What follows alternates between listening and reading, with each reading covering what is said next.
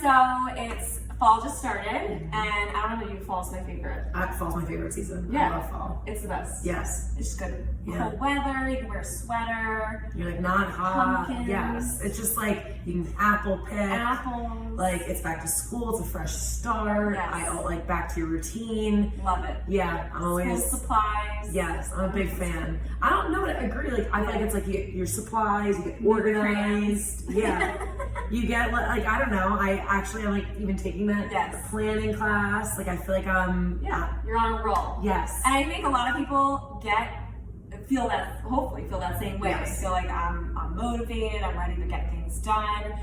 So, but what happens with a lot of us is, we start on that path, and then by the time it gets a little bit to be the later fall, or it gets to be winter, sometimes we lose track and fall off track a little bit. Mm-hmm. So we got 2 ways of how to stay motivated from fall into the winter.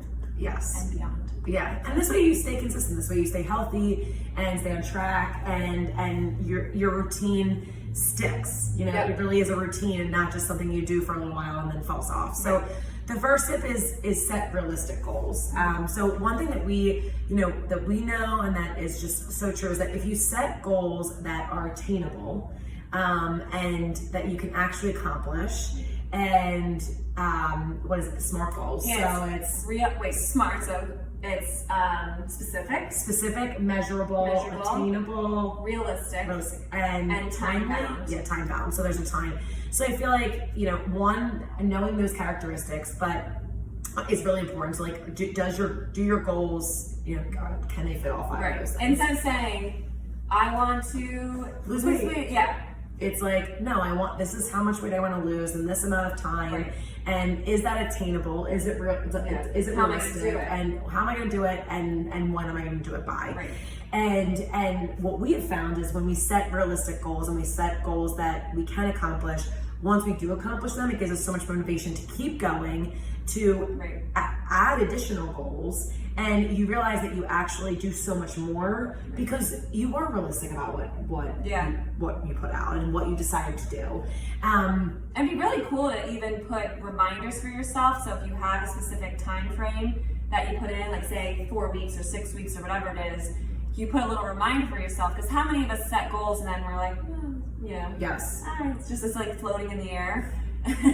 But if you put a reminder, then you can be like, like a little check-in. Yes. And then you could say, okay, I reached this goal, or maybe I need to modify the goal a little bit. Because sometimes, it's okay if you don't. Things happen, and it's okay if you don't reach that goal in that time. You can change, you can modify, and then aim for something else. Yeah. And also, figure out, was it maybe it wasn't, you thought it was. It actually kind of goes back to when you're setting tasks and you think how much time is this going to take. Right. And I think it's kind of interesting. Sometimes you're like, this will only take me this much time. And the actual act of doing it may only take you that much time, but you need all the tools to do it, and you need, all the pieces, and that may take longer, and sometimes we're not as realistic about it. So not being disappointed if you realize that maybe you were a little off, just modifying it so that you can accomplish it. Exactly. I think is because sometimes, and I do this too, you get hung up on, this is my goal is 6 weeks, and I need to get it done by 6 weeks, but you're the one who made the goal, so you're in charge of the goal. You can change it if you want. Yeah. So, And also, and I think so. I'm using my own examples. I feel like this because I take fall seriously. I take back to school seriously and fall seriously. But I was saying that I'm just trying to drink more water. Yeah. And again, that's not it. That actually is kind of generic. Right. So, but what I did is I thought, okay, I'm just gonna do what the recommended amount of water is, which actually I probably do anyway. Mm-hmm. But I want to make sure I'm paying attention to it, and then I'll add more. So really, it's it's specific. I want to drink more water, but also specifically how much recommended, which is 64 ounces a day, which I probably already do. So it is attainable. And I feel like it's realistic. And so each day that's what I'm gonna do. And if I realize hey, I'm already getting to that, I'm gonna add more. But I feel like I need to make sure I'm getting at least that, and then I'll probably add more, which actually yesterday I realized I do even drink more than that. but I feel like sometimes I'm forgetting to have it. Yes, but I'm forgetting to have it around me. Right. I want to make sure that I just have a water bottle close by. but it's simple, and I feel like I will at least get the recommended each day because I'm focusing on it. Right. It's interesting you said that because I think that leads into the next tip. We got 2 tips for you. We got 2. And you said It's not Tuesday. It's not Tuesday. It's not Tuesday. But I feel like you said, I make sure I have a water bottle near me. I do this, I do that to set yourself up for success. And I think something that we need to do is identify roadblocks or barriers that typically get in our way. Like, think about the thing, you know yourself. Think about what is the hardest thing for you that's to overcome in order to reach your goal. Like, for example, for me, I've never been a morning person. I really struggled with waking up in the morning. I've been more of a night owl, and I have been teaching the morning classes. So for me, there's things that I need to do in order to set myself up for success. I need to make sure to go to bed earlier. I need to lay everything out the night before. I need to put the alarm like way across the room so it forces me to get out of bed. Like, there's certain things that I need to do to overcome that night owl. Yes, and you have. And I think but you do set yourself up so that you do walk in here and you're fresh and you're feeling good and you're ready to take it on. So I think you're more prepared. Right. And it's actually interesting because I feel like it's even just little things that I feel like just you will get. I don't know. You'll actually be able to accomplish it if you do.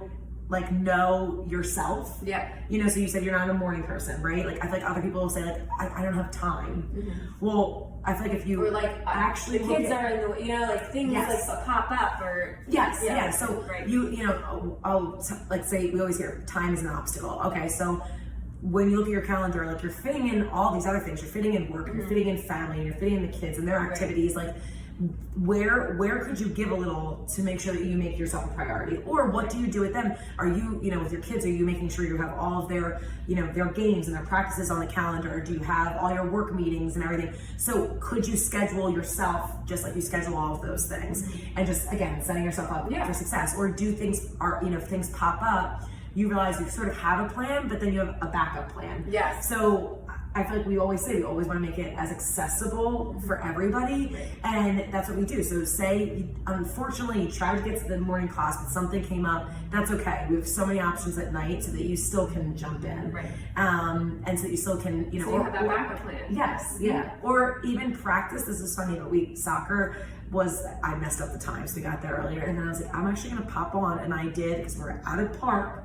I did part of the Tabata class from my phone. Oh, that's amazing. Live. Yeah.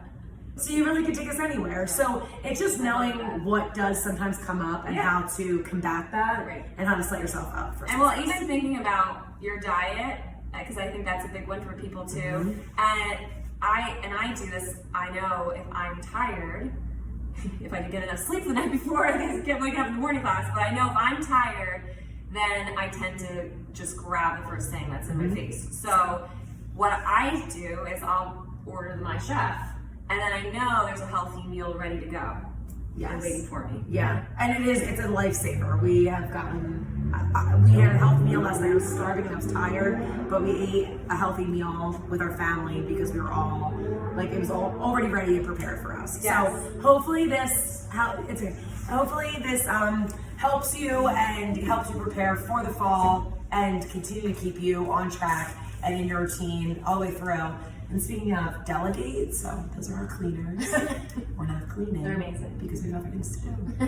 That's another tip. Yes. Anyway, have a great week, everybody. Happy fall. Yes.